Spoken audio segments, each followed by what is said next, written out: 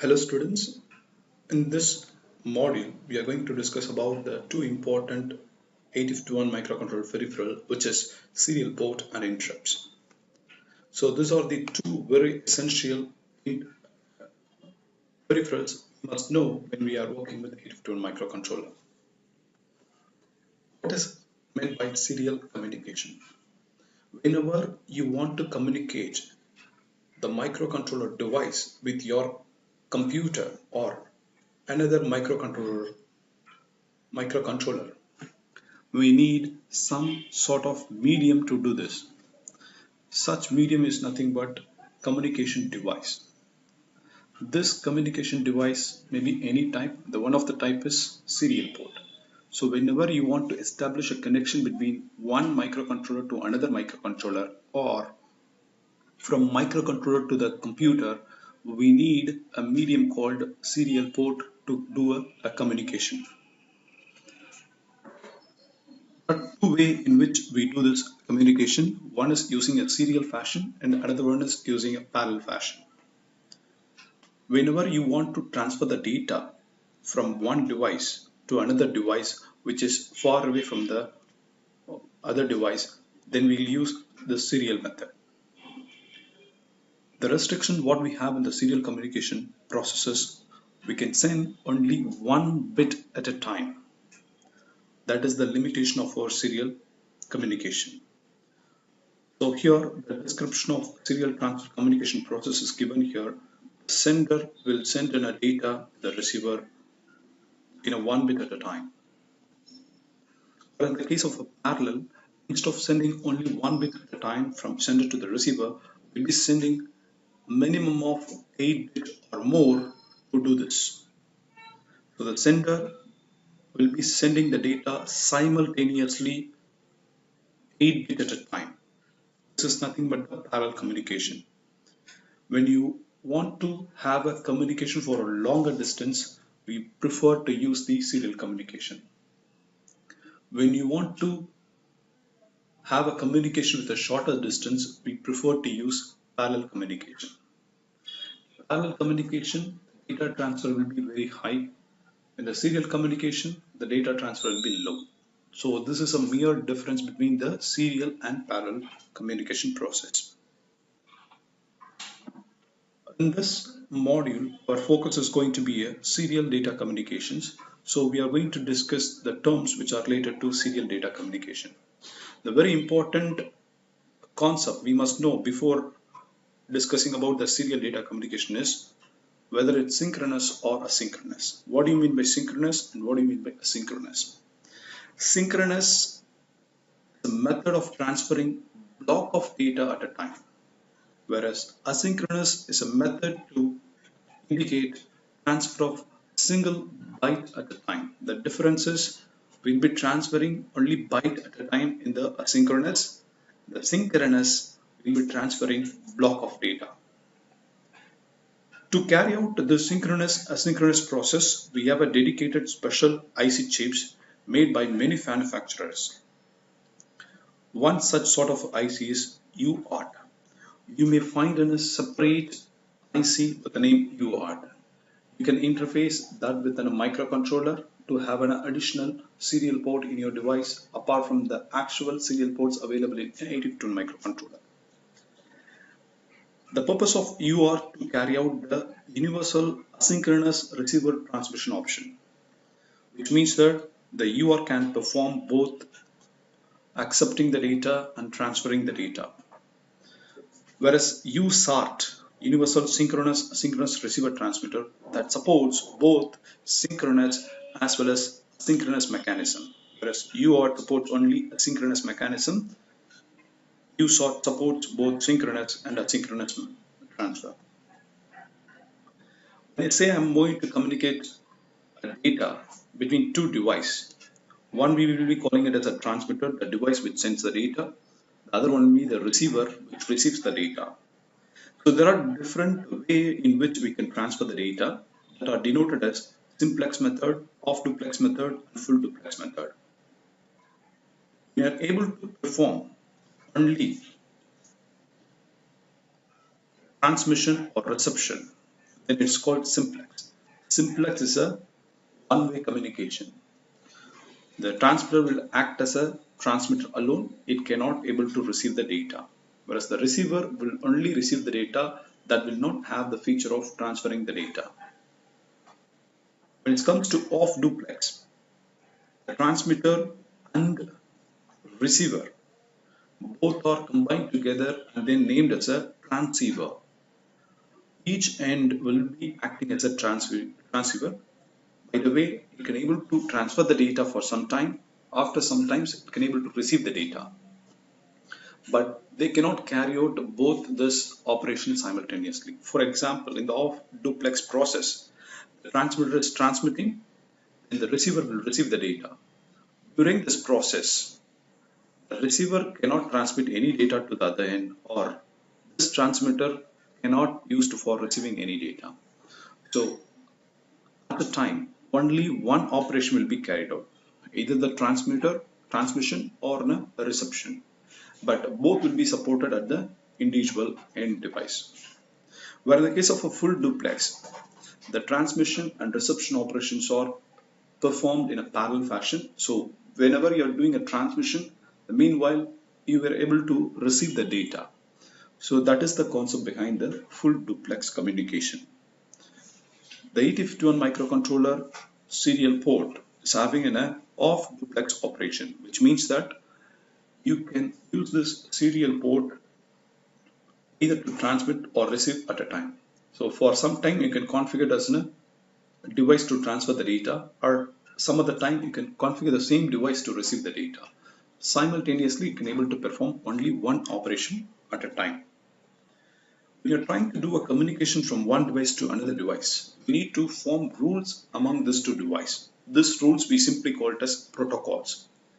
Protocols will define us how the data is packed, how many bits constitute a character, when the data begins, when the data must end.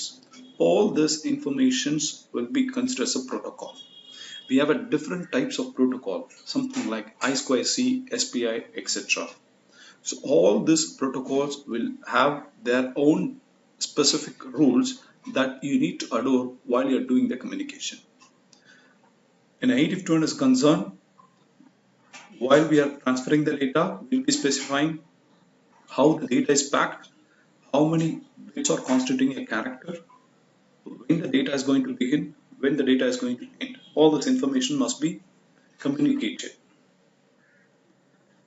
In the asynchronous serial data communication, which is widely used for character-oriented transmissions, each character is placed in between start and stop bit, and that is we call it as framing. And the block-oriented data transfer uses synchronous method. So there are two methods: synchronous, synchronous. Mostly the synchronous methods used for transferring the character-oriented operations. The character, whatever you want to transmit, that will be placed in the middle. The beginning you will add start bit, and the end you will add the stop bit. With this packaging format, you'll be transferring the data. The start bit is always a 1-bit value, but the stop bit can be a 1 or 2 bits. So whenever you are beginning the communication through serial port, the first bit that will indicate you have started the communication is called start bit. That is always in a 1 bit in size. Whereas stop bit can be in a 1 or 2 bits. The start bit is always 0. Please make a note of this. Start bit is always 0 and the stop bit is always 1. So whenever serial communication sends 0 as the value, initially its state will be 1. Whenever you receive 0, which indicates it's going to start the data communication process. And whenever it transmitted the data, it will end by sending the stop bit as 1. Due to this extended ASCII character, 8-bit ASCII data is common in older system. ASCII character were 7 bits. So in modern PCs uses a 1 stop bit as standard. This is a data formation that is going to happen while you are doing the serial communication. So you have to read this figure from right side to the left hand side. The first field is mark. So whenever there is no communication made between the two devices. By default, it will transmit high as their value. So this high indicates there is no communication is making. And whenever this high is asserted to low, that is symbolically indicates it's going to begin the transmission. So first bit is going to be a start bit. Once after the start bit, you'll be sending the 8-bit value one bit at a time. So 1000010. This is the data what I'm sending, starting from D0 to D7. So first it transmits the LSB value and it ends with MSB value.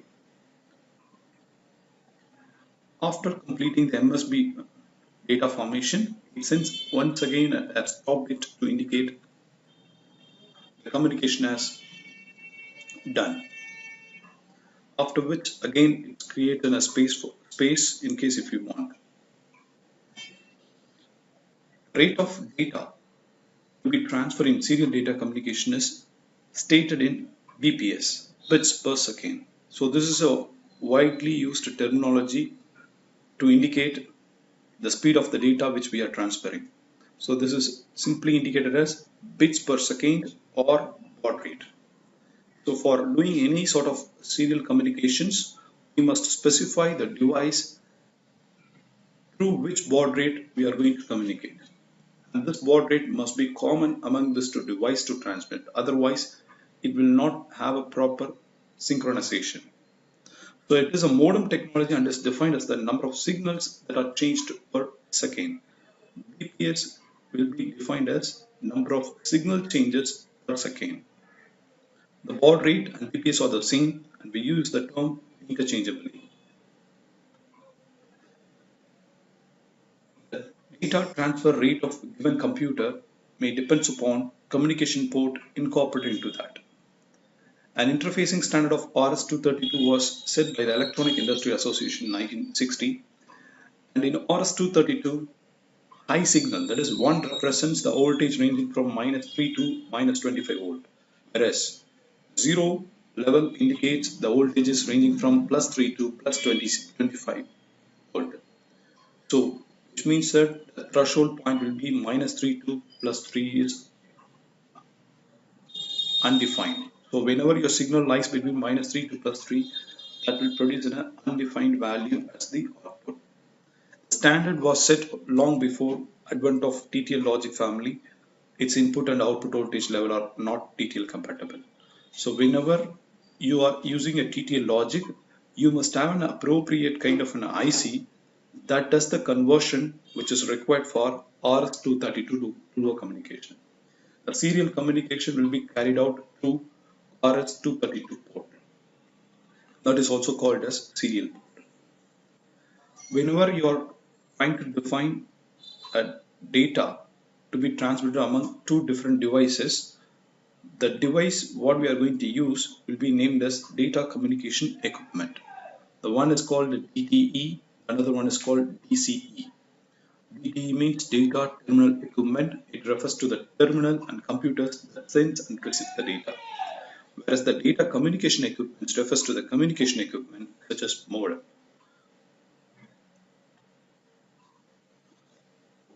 This is RS-232 DB 25 pin configurations. There are different ways in which you can do the data communication. So this is a port meant for parallel communication. So it has a 25 pins, and here the description of the individual pin is given for what purpose they are going to be used, and this is basically a 25 pin port device to do a parallel communication.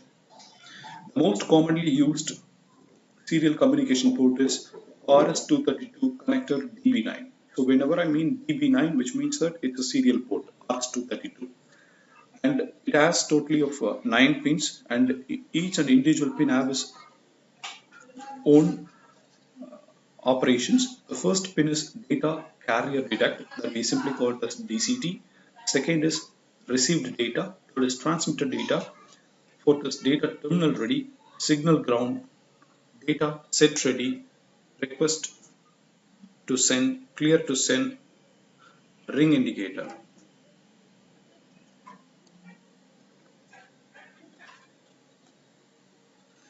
What is the purpose of this DTR pin in RS232DB9 devices?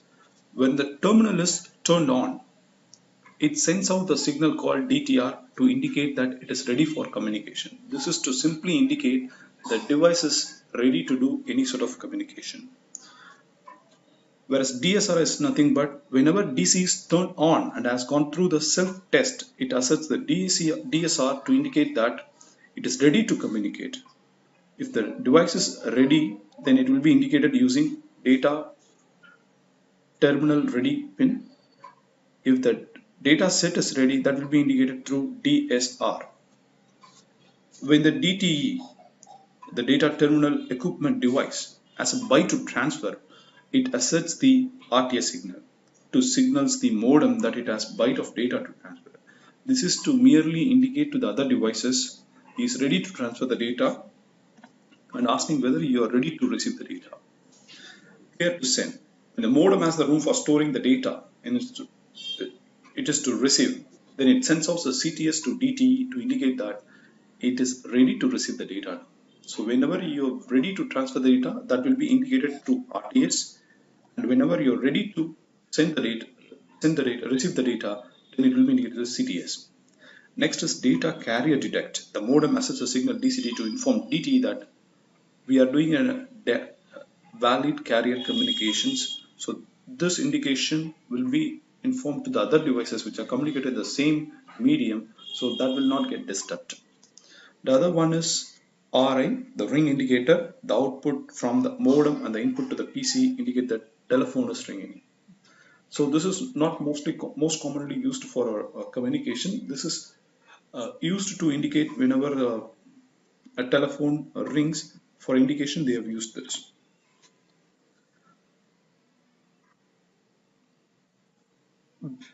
We have seen a brief introduction about how the serial communication is happening.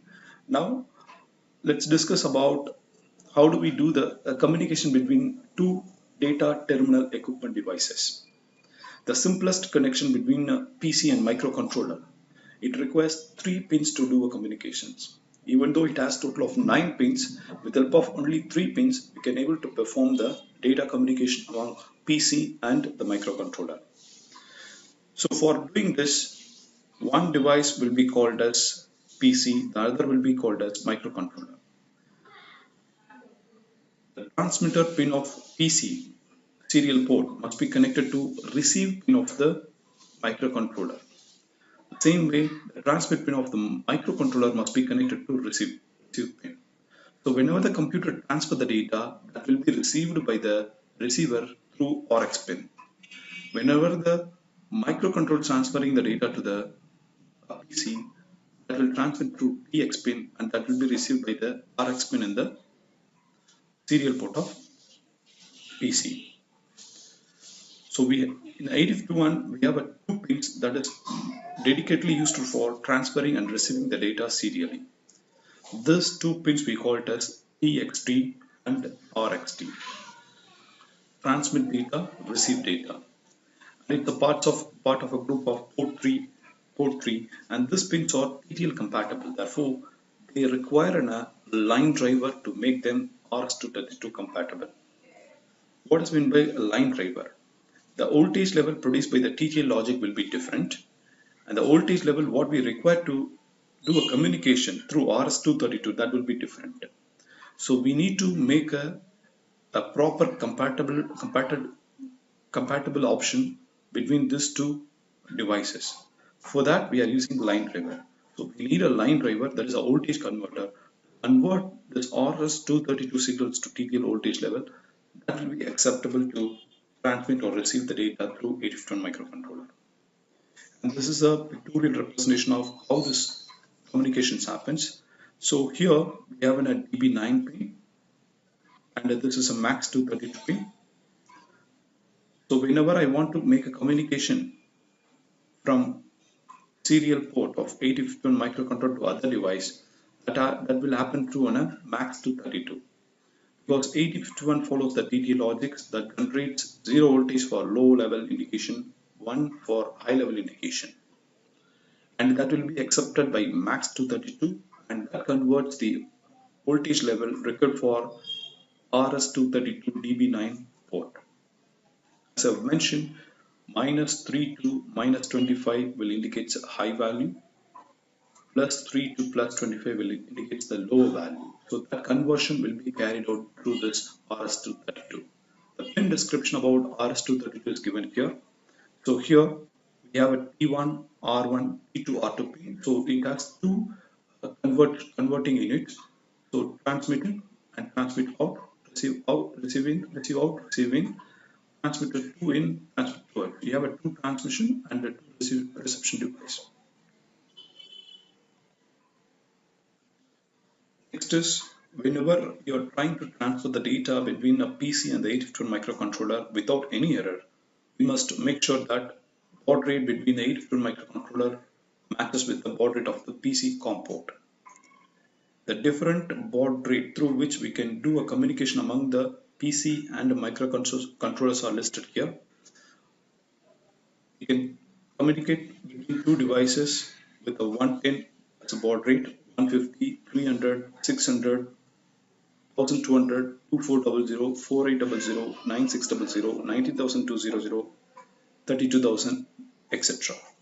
So the range of communication decides what is the baud rate. If you're trying to communicate between a very shorter distance, there you cannot expect a high-speed transfer. So the most commonly used serial communication baud rate value is 9600.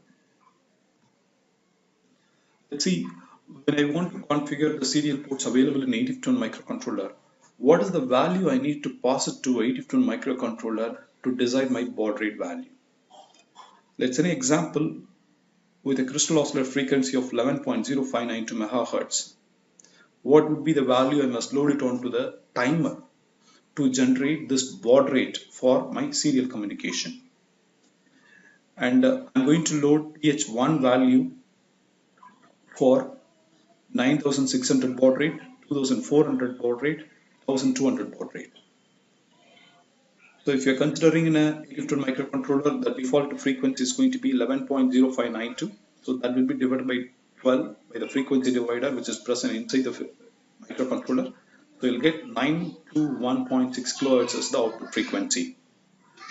And this will be further divided by 32 to get the exact amount of baud rate which you require to communicate with the serial port.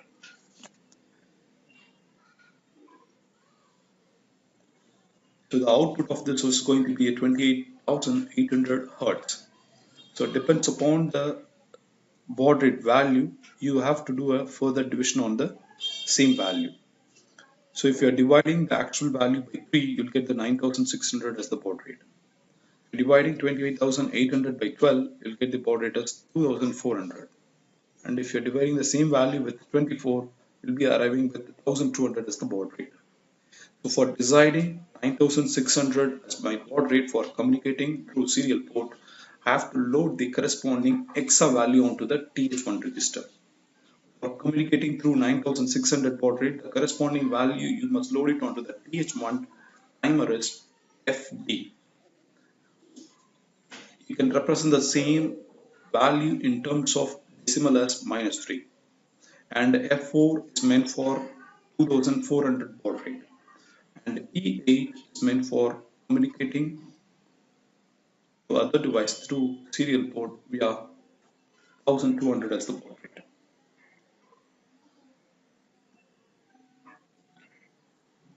So here how the baud rate operation, generation of baud rate operation is explained here. The crystal frequency will be divided by 12 and further it will be divided by 32 before it is letting the signal to the UART communication. And if you are doing a proper value loading onto the TH1 register, you can decide what kind of baud rate you require for transferring the data. So here I have listed out all the values which are required to communicate with other device through a baud rate of 9600, 4800, 2400 and 1200. So whenever you are trying to configure your PC to the serial port of 851 microcontroller, you decide which baud rate you are going to use. After deciding which baud rate, load the appropriate hexadecimal value onto the corresponding timer register. For this purpose, you can use either timer 0 or timer 1, but it has to be loaded with a predefined value. And one more important thing we must notice while we are loading the value onto the timer register is we must configure our timer in the timer mode 2, which is 8-bit auto reload. The reason is once the data is transmitted, again to transfer the data, it has to establish the baud rate value again. For this, we have to perform the auto reload operation. So the most appropriate mode of timer is timer mode 2. So with this, we'll stop here. The rest of the things we'll be discussing in the next lecture. Thank you.